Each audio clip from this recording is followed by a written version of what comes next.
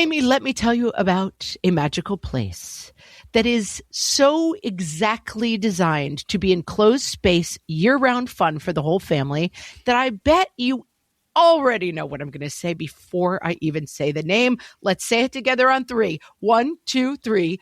Great Wolf Lodge. You got it, Amy. My kids loved Great Wolf Lodge when we went. You probably already know that it has a huge indoor water park with a wave pool, lazy river, a bunch of massive water slides. But then your pack can hit the other attractions because, wait, there's more. Great Wolf Lodge has adventure-packed attractions like Magi Quest, a live-action game kids can play throughout the lodge, plus the Northern Lights Arcade. Spent some quality time there, so your kid who loves the lazy river and your kid who loves fantasy games will both have a great time. Great Wolf Lodge also offers great dining options and complimentary daily events like nightly dance parties, all under one roof. Unpack the car once and you're settled in to have fun. And with 22 lodges across the country, you're always a short drive away from adventure. We've both had such great times at Great Wolf Lodge, so bring your pack together at a lodge near you. Learn more at greatwolf.com and strengthen the pack. It's not you gotta, eat the frog and get up a little earlier every day. What fresh hell? Laughing in the face of motherhood. The clock goes back to 0 the first thing the next morning. With Margaret Abels and Amy Wilson. Like, this is your great-great-great-great-grand... Nobody cares. A podcast that solves today's parenting dilemmas so you don't have to. Does doom scrolling Reddit close the stress cycle?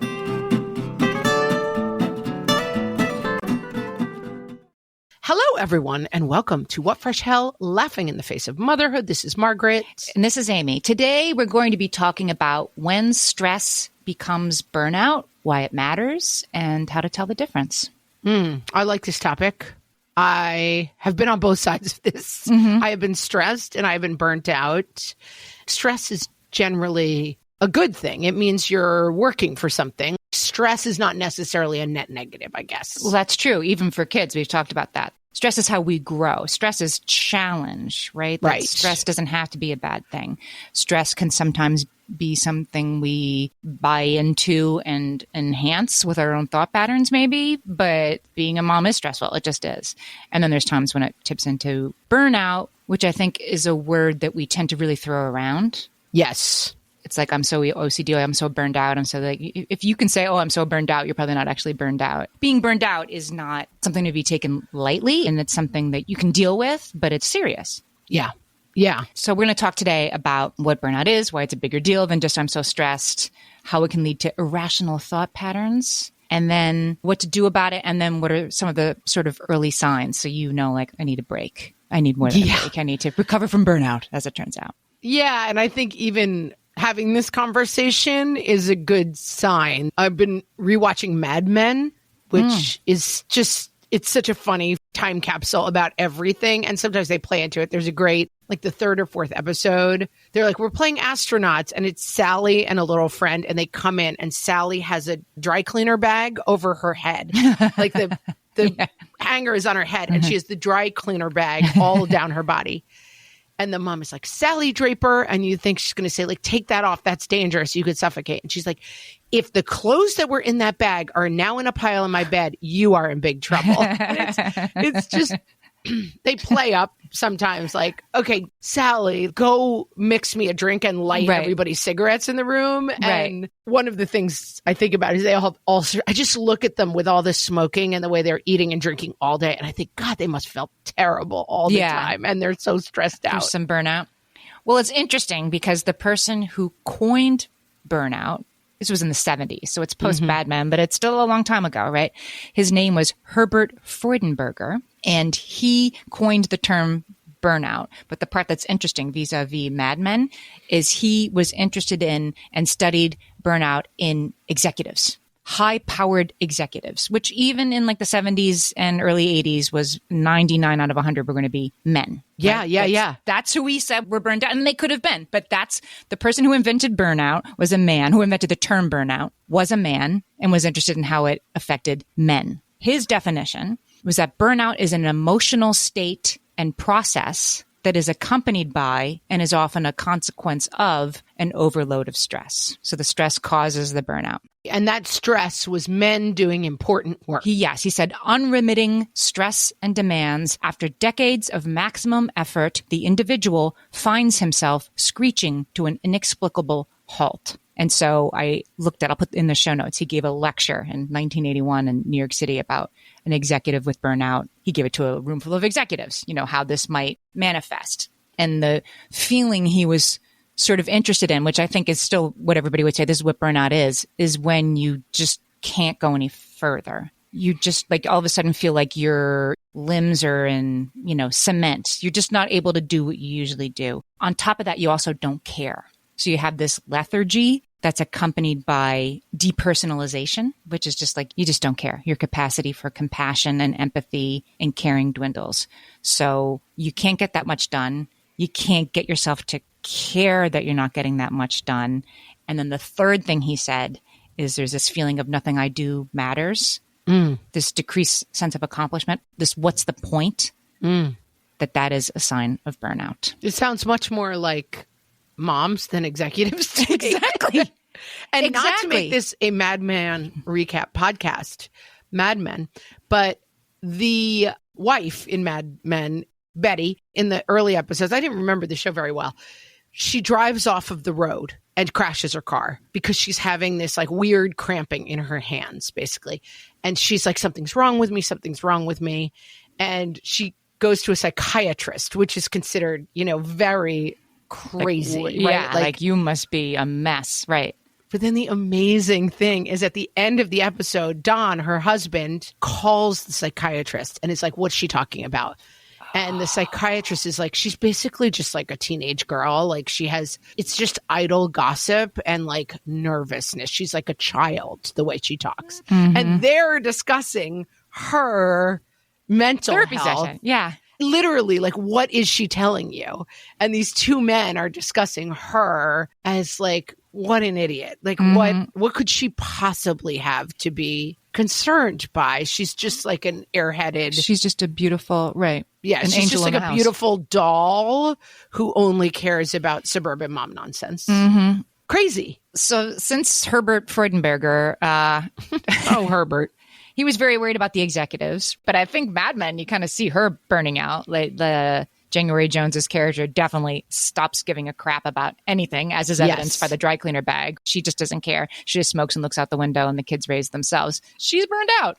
So these days, when we think about burnout, we definitely, I think, since the pandemic, tend to think about parents. Yes. But parents that wasn't really studied until the pandemic. Before the pandemic, burnout was more in professions that require caring and helping. And so they studied burnout in teachers, and then they studied burnout in the medical profession. And so this is in the 2000s, right? There were studies, 20 to 30% of teachers admit to feeling burnout because they have to care all day, every day. Certainly medical professionals, up to half in this study said that they have experienced burnout. But even then, they weren't asking,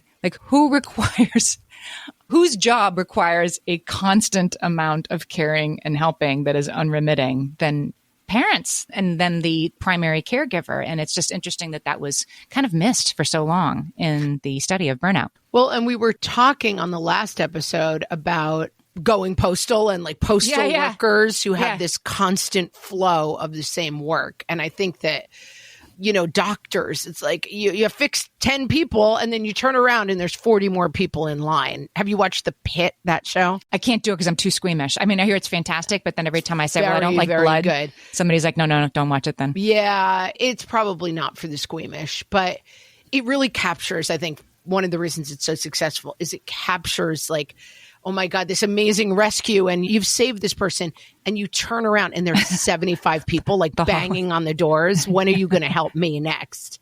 And it's that Jesus Christ Superstar. I was just watching it with my daughter. Yeah. There's a scene where all the people are hey, save me, Jesus, save me. Yeah. But that feeling of no matter how much you do, there's still dinner to make tomorrow. There's still a runny nose to solve tomorrow. There's still scouts that need their uniform pressed tomorrow. It's this unrelenting nature of no matter how much of a superhero you are on any given day, the clock goes back to zero the first thing the next morning. I mean, this is exactly what Emily and Amelia Nagoski wrote about. So they wrote a book called Burnout, which I totally recommend. I'll put the link in the show notes. It's also in our bookshop. If you go to bookshop.org and you type in What Fresh Hell, you can see every guest we've ever had on the show and also just some of our favorite books that for people we have not had on the show. I love this book, Burnout. I think it's amazing. Came out about 5 years ago and truly transformational. And they studied burnout in women, in caregivers, parents and not. So they define burnout as being overwhelmed and exhausted by everything you have to do while still feeling like you're not doing enough. So I think that's it. Like, there's 70 more people. I saved one life. There's 70 more people trying to get in the emergency room. I'm doing everything I can and it'll never stop and it'll never be enough. And then you tip into this, so what's the point? And that's burnout. Shout out to my special needs moms, my medical high needs kids moms. Right. I mean, on top of the regular momming, you're doing, only you can be your child's advocate and save them and talk to the doctors and do research and get laughed at for doing research on Google and bringing it in. But only you can take care of this. And I think we are unique as a country in expecting that from our moms in terms of, I mean, I have friends, I know a lot of people who have a medically complex child and they go from like, I was a bartender in my 20s and then I worked in marketing for a little while and got married and had a kid. And now I'm expected to be fibrosis. the medical caretaker for a child with constant complex medical needs. That's right. Or the caretaker for a child who other people can't watch for half an hour because they don't know how to manage them. But you're not special and chosen to be the one person who can deal with a kid with, you know, violent outbursts or repetitive behaviors that are self-harming. But suddenly it's you. And talk about burnout. I mean, the consistent, and they say that one of the things that informs PTSD for people coming back from war zones is that it's the unpredictability, that it's not so much the danger, it's long stretches of boredom interrupted by life-threatening danger. Like when you're in country, you mean? If you're on the battlefield, if you're on assignment, you're there. And in a lot of ways, a lot of moms are dealing, even moms with neurotypical or typically developing kids, it's the feeling of like, total boredom. And then where is my kid? Did they walk into the road? Are they choking on something? Did they get into the, medicine cabinet and take something they shouldn't have? That it's not so much the stress of constant difficulty. It's the stress of long periods of quiet interrupted by extremely high stakes danger. So what Emily and Amelia Nagoski would say, what they said in the book that was sort of revolutionary, I thought, as an idea, was that it was about these moments of stress. In the book, they're like, it's not laziness. It's not poor time management. It's not, you got to, eat the frog and get up a little earlier every day. It's not that. It's stress that isn't resolved. That was what they circled. For sure. That you have, for example, you have a kid who has seizures, right? And like that seizure, the stress of that for you as a parent, that you will carry that with you. And that stress that isn't resolved with the unremitting demands of daily life on top of it, and you carrying something that you haven't had a second to process, that adds up. And that's burnout. That because you haven't finished the process of your stress cycle.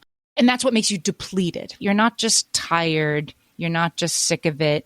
It's more than like you need a margarita with your friends on a Tuesday, although that's, definitely useful for preventing burnout. Like friendships are important, but it's so much more than that. It's interesting that you said like it's the boring and then all of a sudden incredibly stressful, that they would say exactly. It's that. It's the unprocessed, very stressful moments that pile up and become burnout. And again, burnout isn't now I'm really stressed. Burnout is this numbness and disconnection. And I think there is an aspect to this that makes it harder for moms than for most people. So let's take a break, and I want to talk about that after this.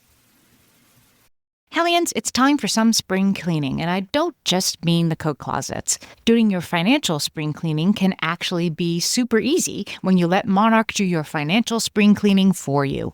One dashboard that gets your entire financial life organized. No more clutter, no more mess, no more logins scattered everywhere, just accounts, investments, property, and more, all in one place. Get your first year of Monarch for half off, just $50 with promo code FRESH. Monarch allows you to look not only at what you've already spent, but also to plan for the future. With Monarch, you can set savings goals, plan for big purchases, and notice spending trends before they become a problem. I can generate cash flow reports that show me what we spent this quarter, this month, what we're probably going to spend next month, and feel prepared, organized, and knowing how to plan for the future. No more surprises and a lot more clarity.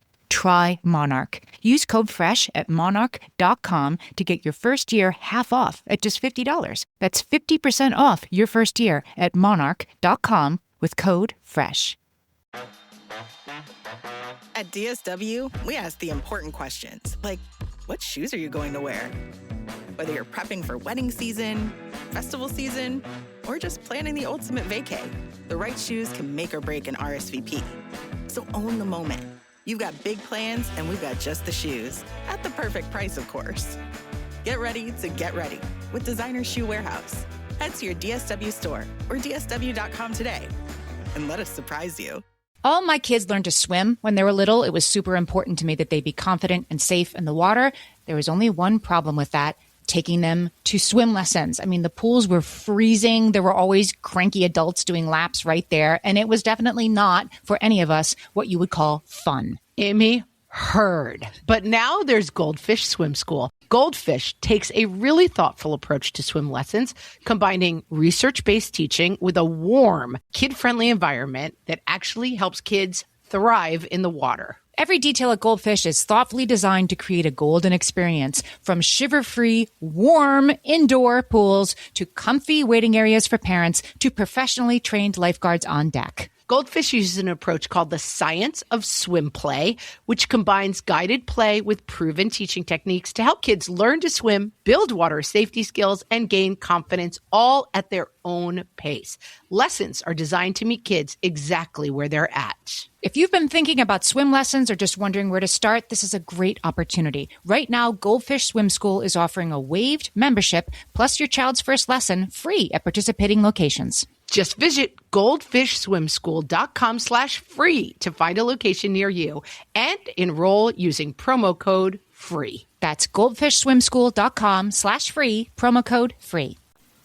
The biggest factor to me for mothers is isolation. If you're in a war zone, at least you've got your comrades around you, and people are like, oh, you're in a war zone. That seems really hard. You're a neuro brain surgeon. People are saying, oh my gosh, you're a neurosurgeon. You do the hardest thing in the world. In fact, in studies, they prove that neurosurgeon is actually a less stressful job than some other jobs because you have a high level of control in that job. Oh, that's interesting. The control of outcome is literally in your hands.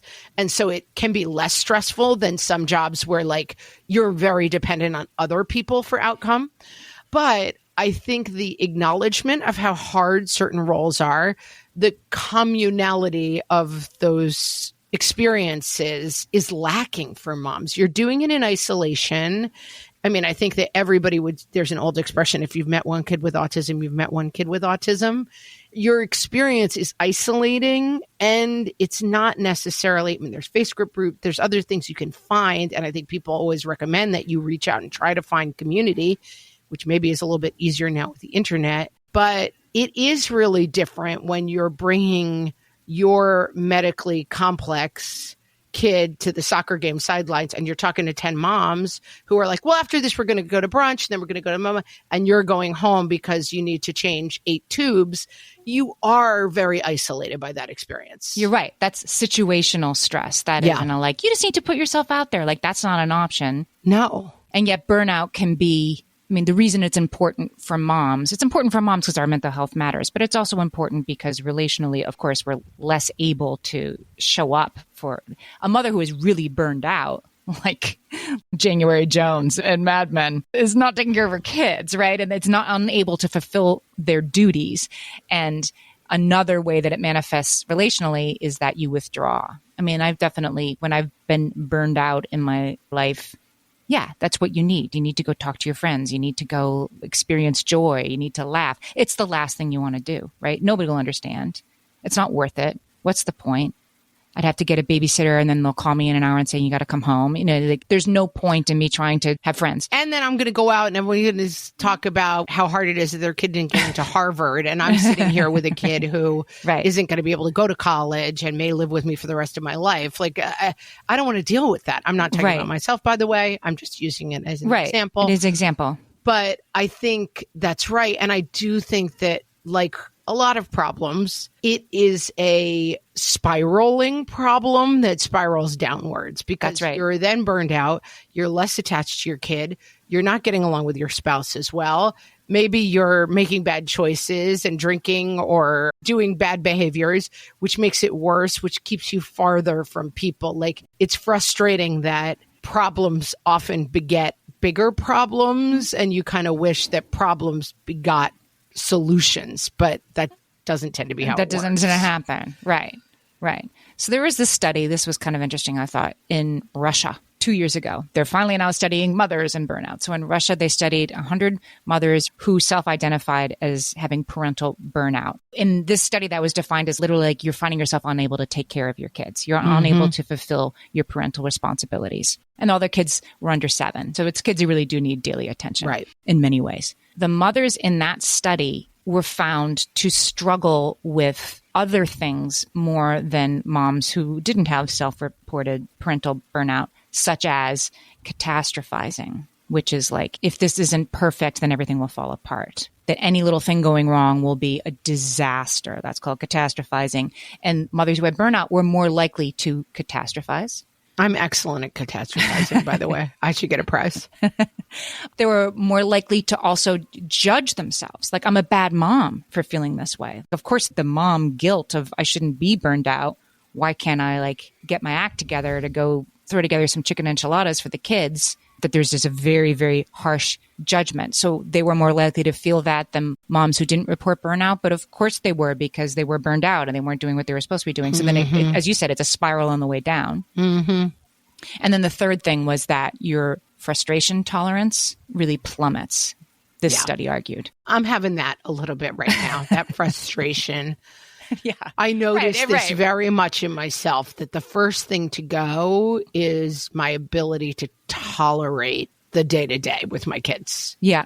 Just can't do it. It just gets it gets bad quickly. And then it's just a spiral. Like, then you're getting into bed and being like, what kind of person has 3 kids and then yells at them all day for just being kids? It's me. Hi, I'm the problem. And I think that then you just feel so bad. And then the next day starts with, no, today I'm going to be Doris Day, Mom. And then you're just, again, it just, once it starts, it cycles. Well, that's a good example. So say you're like, okay, I'm going to do such a better job tomorrow. I'm going to get up early. I'm going to make muffins for the kids. And when they come into the kitchen, I'm going to be I'll have happy a mom no matter what. Says delicious muffins. Right. But if you are in burnout and therefore have lower frustration tolerance, then if the kid says, ew, I thought these were chocolate chips, they're blueberries, right? Then you will, like, your frustration tolerance is 0. You snap at them. I guess I won't bother next time. Then you catastrophize. I can't do anything right. And you really can get stuck in a loop all the way down. And I think that just in thinking about this out loud, that there are seasons where this is particularly hard. Like, I was burnt out when I had little kids, for sure, in terms of being extremely tired. Right. But every day my kids would just be so funny and cute and make me laugh and be like, my mom looks like a princess and a Barbie. Like, they're just so cute and loving. Parenting teens is a very different experience, because your kids are basically like, you stink. And everything you say is dumb. Right. I'm speaking in huge generalities. My kids are not like this. I often argue that I love having teenagers and that this is a great phase of life. And I feel that. But the burnout is different at different phases. I think physically now I'm getting 9 hours of sleep a night if I want to. I can get into bed at 9 o'clock and say, you guys do your homework, go to bed. I'm going to bed now. I'm much better rested, but the emotional burnout is higher for me at this point. The physical, I mean, I can say like, order a pizza. I'm going to bed at 7 and good, taking care of myself, which I couldn't do when they were little, no matter how tired I was. It's like, put chicken nuggets in the oven, put peas on the plate. Like you had to do it. And so I think it can really change with time. Sometimes it's much more physically burnt out and sometimes it's much more emotionally burnt out. Right. And the emotionally burnt out is like, fine, don't eat, don't have dinner. What do I care? Right. That's the cynicism and sort of depersonalization. You know, you kind of know you've gone to another place, which doesn't mean you're a bad mother. It means like, oh, I'm burned out. There's something I need to do about this. Can we talk briefly about the physical manifestations of burnout? Yes, please. Insomnia. Okay. And constant fatigue. Like I do gonna get enough sleep and I'm still tired. Sometimes the other side of insomnia, which is only want to sleep all the time. See me right now. And the stress, this is something that the Nagoski sisters talk about in Burnout, is that it can manifest like stress over time, built out, not completed. We'll talk in the next part about how to complete the stress cycle. But when you don't complete the stress cycle, it compounds in your body and it can lead to things like high blood pressure, autoimmune illness. I developed vitiligo after a particularly ongoing stressful burnout time in my life. Vitiligo, meaning your skin was bleached out in your parts. skin. Yeah. And it's come back with like a lot of treatment and stuff. But yeah, it's an autoimmune disease where your skin cells start attacking themselves and it happened out of nowhere.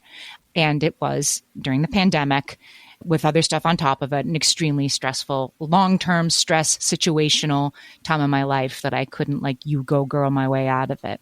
And you write about it in Happy to Help that some of the reaction from doctors is like, you need to calm down. Nothing's that bad in your life. And I keep using this Mad Men example because I'm watching it, but very much the attitude towards Betty Draper, January Jones's character, is you are beautiful and you live in the suburbs and your husband pays for everything. He works all day. You have nothing to be stressed about. And I think that, you know, it's funny to see it in the 1950s version. They play it up a little bit as how absurd it is that her husband and her psychiatrist are kind of conspiring. But it's not that far from some of the stuff we're still dealing with. And you talk about it in the book that you developed this vitiligo at the end of a very stressful time. And that the doctor's like, well, did you have a car crash or something really stressful that happened? Because I don't understand how a stable mom of 3 who is doing fine by all outside appearances could be stressed out enough to get could be so an autoimmune disorder. Yeah. So here's the real like twist.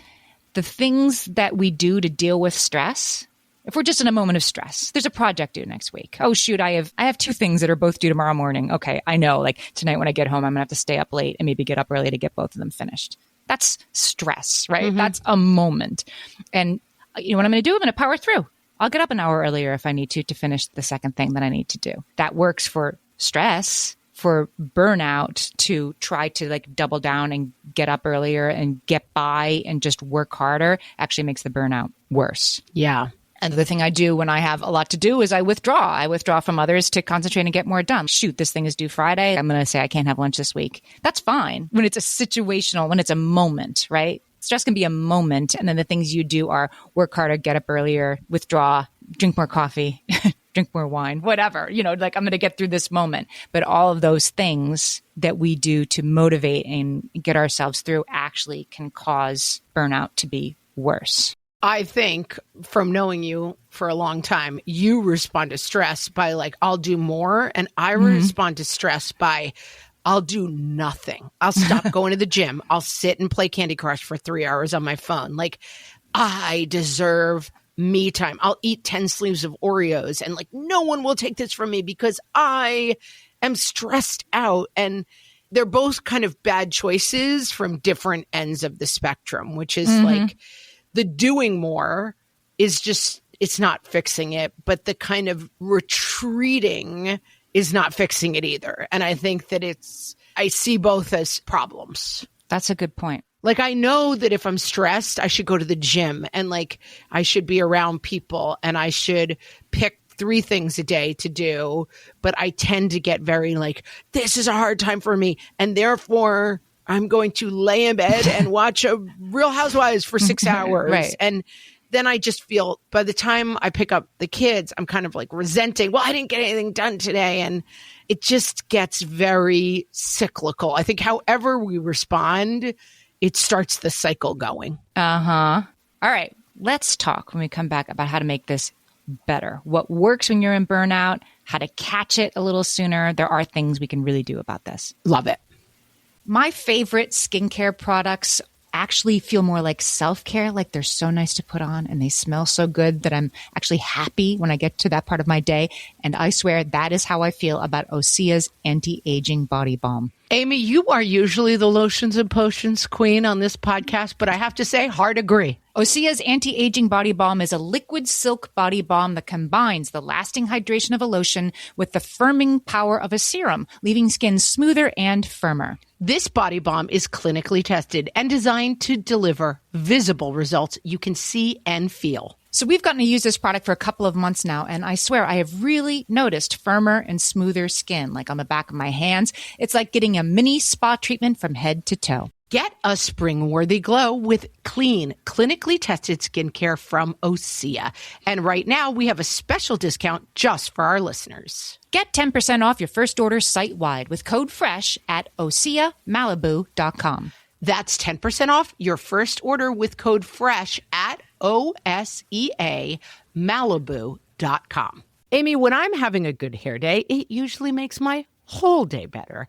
And that's why on every day, I'm taking Nutrafol. Nutrafol is the #1 dermatologist-recommended hair growth supplement brand. And it's the #1 hair growth supplement brand personally used by dermatologists. Nutrafol's hair growth supplements are peer-reviewed, NSF certified for sport, and clinically tested. Nutrafol offers multiple formulas for men and women tailored to different life stages and lifestyle factors, so you get support that's actually right for you. Adding Nutrafol to your daily routine is easy. Order online, no prescription needed, with automated deliveries and free shipping to keep you on track. Let your hair be one less thing to worry about. See visibly thicker, stronger, faster-growing hair in 3 to 6 months with Nutrafol. For a limited time, Nutrafol is offering our listeners $10 off your first month subscription and free shipping when you visit Nutrafol.com and enter promo code LAUGHING. That's Nutrafol.com, spelled Nutrafol.com, promo code LAUGHING. And now, maximizing your mom skills for your getting back out there job resume. From the What Fresh Hell podcast. You survived twins. I have experience maximizing positive outcomes while overseeing simultaneous projects for diverse clients with opposing goals over multi-year periods.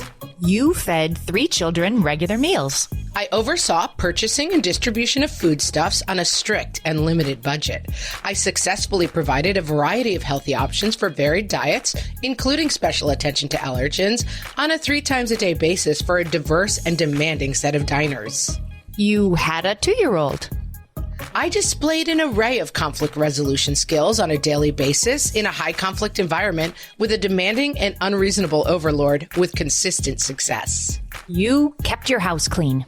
I directed and completed purchasing and implementation of supplies to maintain a clean and sanitary workspace in full compliance with OSHA standards. You were a mom. Seriously, people, I survived children, for God's sakes. 3 of them. Give me the job already. This has been Maximizing Your Mom Skills for Your Getting Back Out There job resume. From the What Fresh Hell podcast. So going back to Herbert Freudenberger, the guy who talked about burnout with, the madmen among us, the high-powered executives, he said, and I thought it was actually really good advice, the first thing that you need to do when you're in burnout is start with the recognition that something is happening to you. That you're not a bad person, that you're not a lazy person. Something is happening, that you are feeling this cynicism, disconnection, what's the use? Yep. Exhausted even when you're getting enough sleep. Like this, something is happening to me. And to be sensitive, he said, to the well-meaning person saying, are you okay? Are you You seem like something might, he was telling men this, to be sensitive to somebody saying to you, are you all right at work? That you should hear that. You should really take that in if somebody says that to you. And I thought, God, that is really good basic advice. When I have been at my most burned out and withdrawn, it is the person like, hey, you doing okay? Like that. If somebody's saying that to you, you're not. Thanks for asking. No. Yeah. Right. Without guilt or shame. It's like having the flu. You are in burnout and you need to do something about it. I definitely think that this is a watch your story place so much. And we've all been there. And some people are more justified in being there maybe than others. But the idea of this can't be fixed. This will never change. I mean, I've dealt with some depression in my life, but I know people who've dealt with very severe depression. And depression tends to be categorized not just with a feeling of sadness, but with a feeling of, I have now realized something that is true. That like I now am seeing the world correctly, which is that everything is really depressing and terrible. And that going forward, everything will always be like this because I've now kind of dropped the veil between me and the world. And it's deeper than a sad feeling. It's a feeling of, oh, my understanding of the world is now correct. And it is that everything has always been bad. So when you look back at happy memories, you're like, I was delusional then. Oh, the reason I was able to have a good time at that wedding was because I didn't know what I know now. Therefore, going forward, everything will be under this blanket, you know?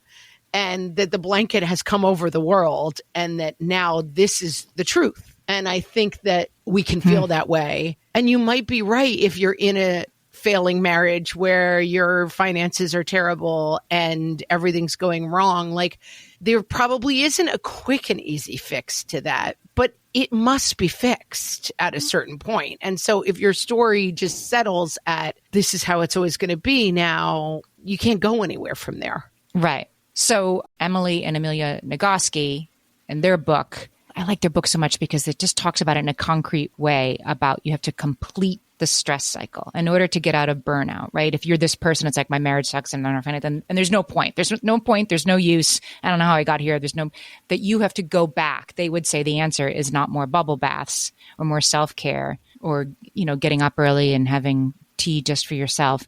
It's to finish the stress that you've already accumulated. And they talk about it in a very strict way. They talk about the example that they use is that, say, a dog is barking at a swan on a pond, right? Okay. And the swan kind of like, you know, does that and flutters away and the dog barks and the dog. That swan, after the dog walks away, there's no danger. The dog was on a leash, right? The swan will do something. It will do something physical. It will shake. It will shake its neck. It will do something to manifest. That was stressful. Now I'm going to shake it literally out of my body. And now I've completed the stress cycle. And they argued that, so animals know how to do that. And we know how to do that too, but we don't because you can't do that in the middle of, you know, preschool pickup, whatever. So you hold on to the stress. So in order to like look like you have it together, we actually hold on to the stress and we stay in like what they call the tunnel. So you never get all the way through the tunnel. You're still in the tunnel. And so they would recommend, I think, like going back to what's the tunnel, it's kind of like the PTSD you were talking about before. What are the unresolved stresses that you've had in your life? Your child is sick and your child has needs. And what if they don't get better? Like you need to engage with those things and process them. And then you will feel more connected to your everyday life. And not finishing the stress cycle, not resolving these things means that you'll just stay in that state. Yeah, that makes sense to me. And I feel like something that my therapist often says to me is, what's the worst that can happen? Like, let's look at this potential. I'm going to use an example that is not from my own life at all.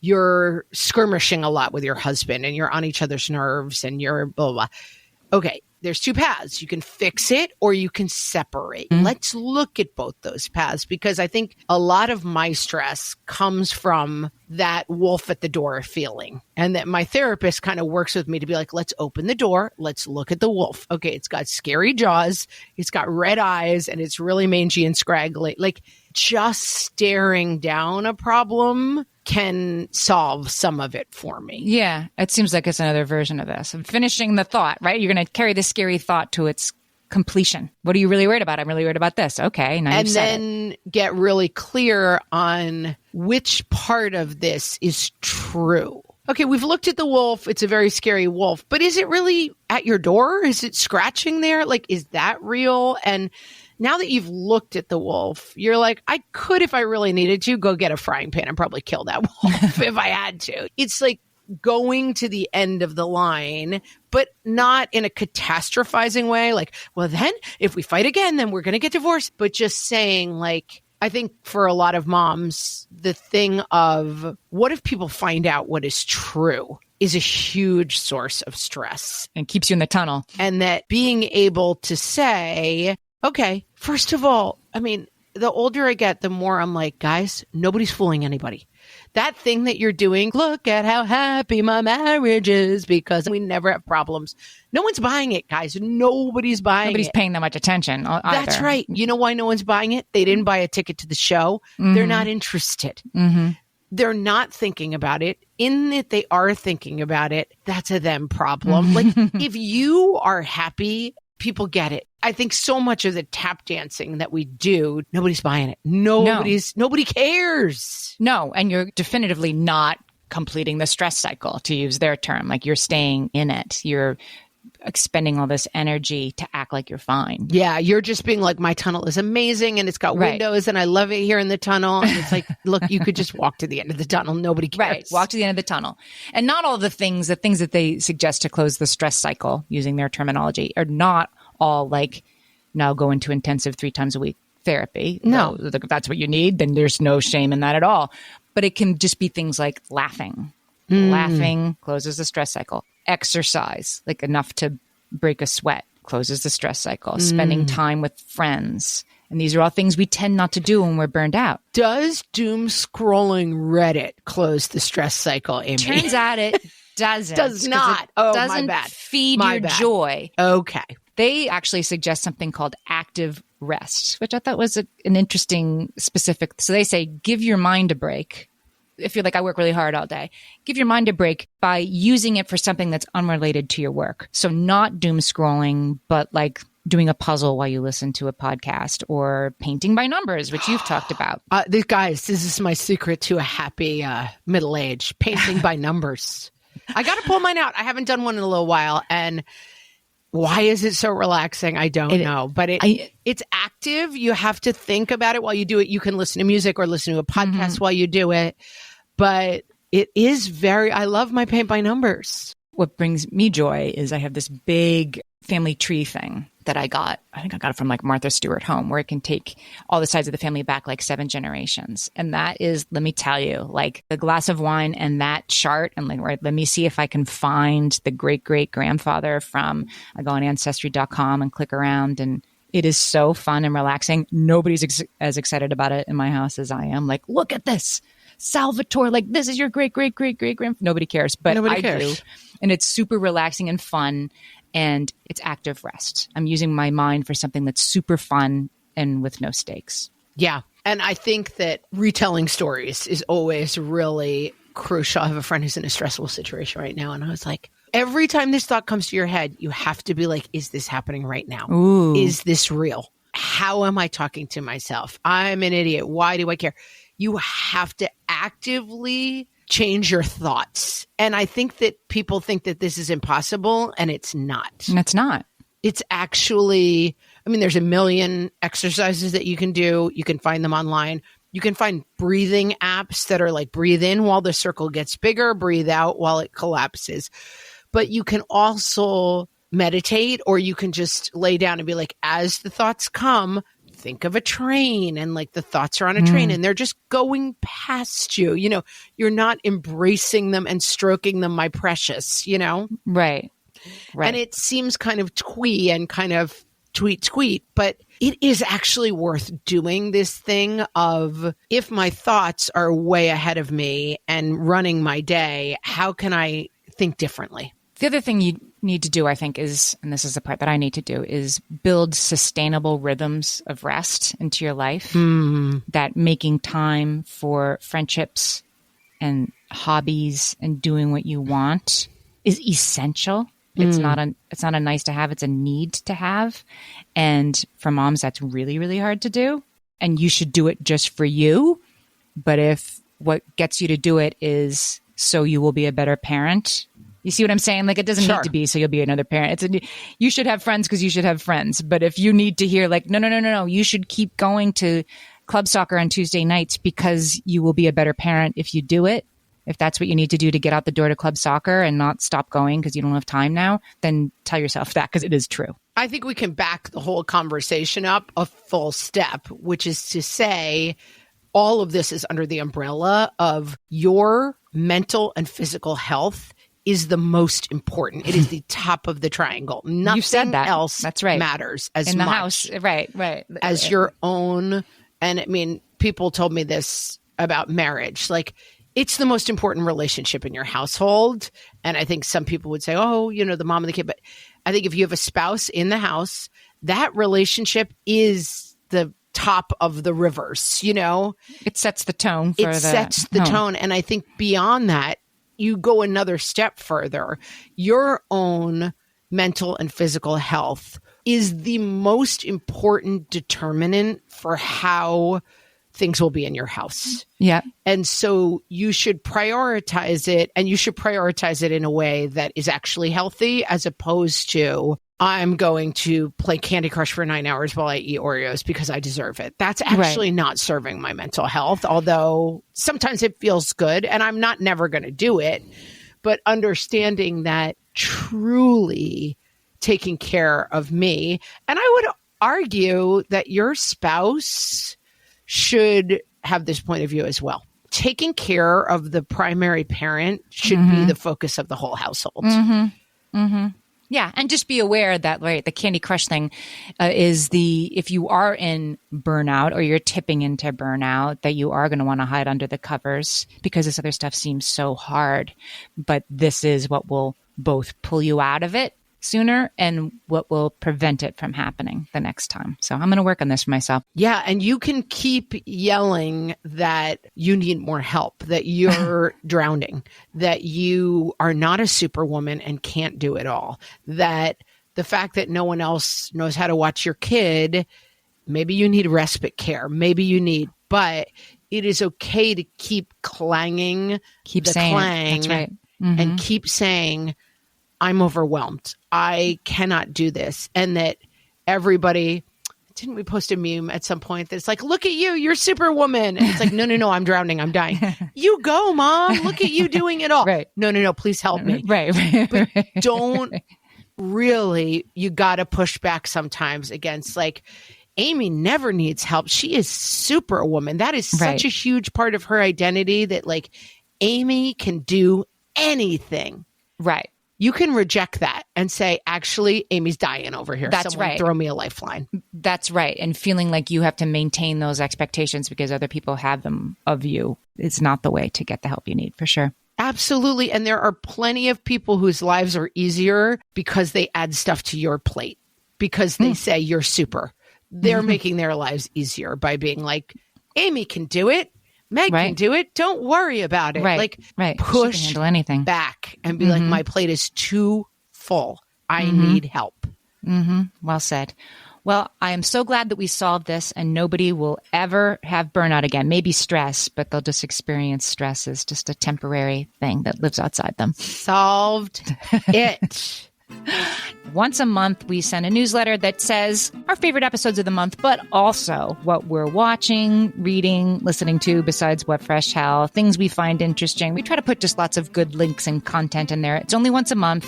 Sign up on our website or at the link in the show notes for this episode. And with that, thanks so much for listening, and we'll talk to you next time. So long.